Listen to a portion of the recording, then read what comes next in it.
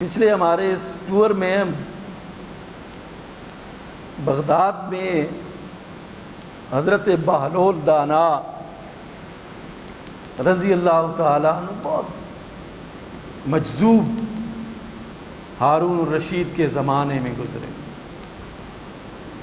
بہت بڑے مجذوب گزرے، توحید خدا میں غرق۔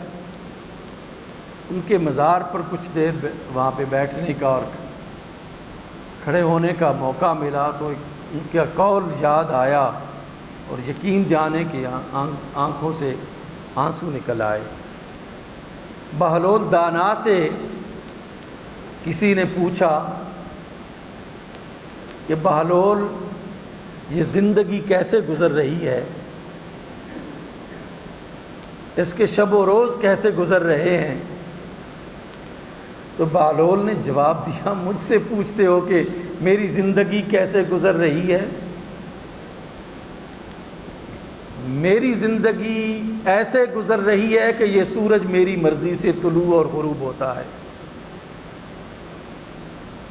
یہ بارشیں برستی ہیں، یہ جو کچھ ہو رہا ہے کائنات میں، یہ سب کچھ میری مرضی کے مطابق ہو رہا۔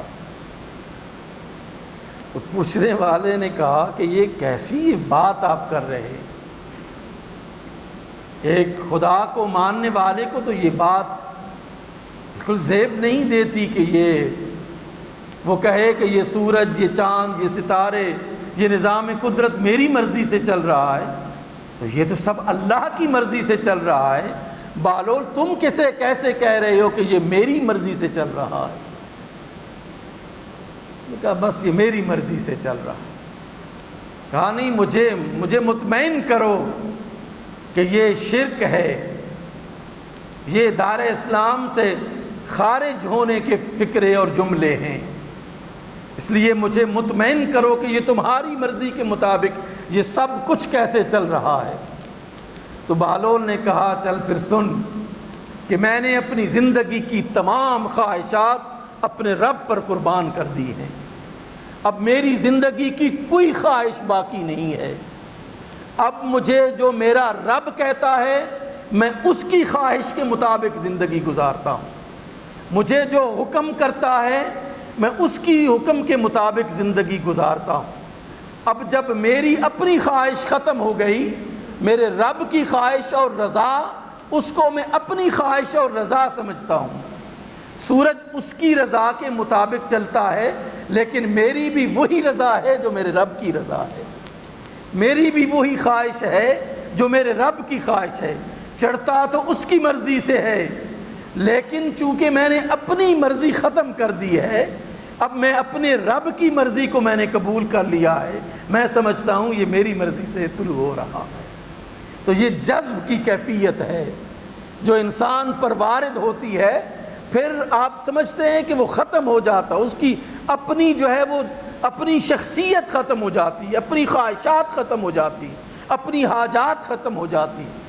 کئی آپ دیکھتے ہیں کہ عرفاء، صوفیہ، مجذوب، یہ مجنون جو ہیں وہ کئی ہفتے جنگلوں میں، کئی مہینے جنگلوں میں گزار دیتے ہیں، کچھ کھانے کو مل جائے تو کھا لیتے ہیں، کچھ نہ ملے تو نہیں کھاتے، کہ وہ راضی برضائے رب ہو جاتے ہیں۔ اب حاجات بھی اللہ سبحانہ و تعالی ان ضروریات کو بھی پھر ان سے اٹھا لیتا ہے جب وہ اس کے قرب میں چلے جاتے ہیں، پھر وہ رب کے جب قرب میں جاتے ہیں تو رب کی صفات کے ساتھ متصف ہوتے ہیں کہ رب کی صفات کا پرتو بھی ان پر جو ہے وہ نظر آتا ہے۔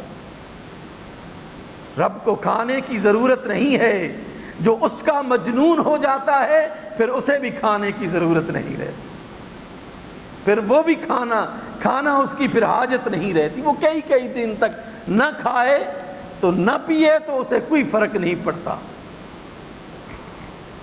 وہ کھائے۔ ایک دو بزرگوں کا جو ہے وہ آپس میں ملاپ ہوا تو ایک نے کہا کہ کیسے حالات گزر رہے ہیں؟ وہ کہنے لگے کہ بس اللہ کا شکر ہے، مل جائے تو کھا لیتے ہیں، نہ ملے تو صبر کرتے ہیں۔ تو دوسرے نے کہا کہ یہ تو اس شہر کے کتے بھی کرتے ہیں، مل جائے ان کو تو وہ کھا لیتے ہیں، نہ ملے تو وہ صبر کرتے ہیں۔ تو پوچھا پھر آپ کیا کرتے ہیں؟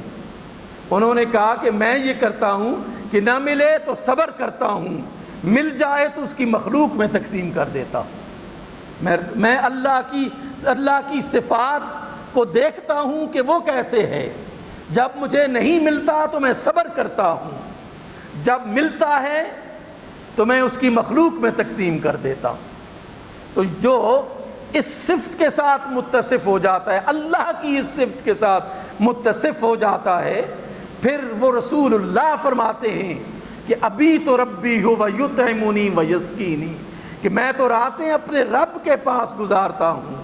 بخاری شریف کی حدیث ہے نا کہ جب 24 گھنٹے کا روزہ سرکار نے رکھنا شروع کر دیا، صحابہ نے بھی رکھنا شروع کر دیا، ان کے چہرے مرجھا گئے۔